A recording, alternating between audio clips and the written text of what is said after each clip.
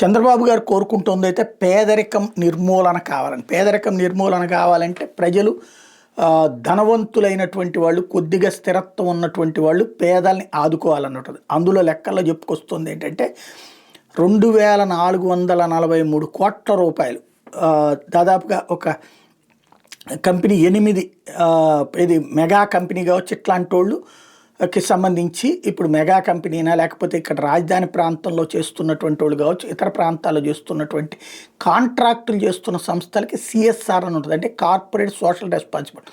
ఆ డబ్బుల్ని తీసుకొచ్చి ఇక్కడ పేదల్ని ఆదుకోండి, పేదల్ని ఎదిగేలా చేయండి, వాళ్ళకి విద్యకి వైద్యానికి అవసరాలు తీర్చండి అంటున్నారు. బాబు గారి P4 ఉద్దేశం ఏంటంటే కార్పొరేట్ సోషల్ రెస్పాన్సిబిలిటీ ఫండ్స్ని బిల్లుల్లో రాసేసి చూపించినటువంటి వాళ్ళ చేతన కట్టించి వాళ్లతో ఇక్కడ ప్రజలకి ఏదన్నా చెయ్యాలి అన్నటువంటి ప్రయత్నం చేస్తున్నారు. మరి సక్సెస్ అవుతుందా లేదో చూడాలి.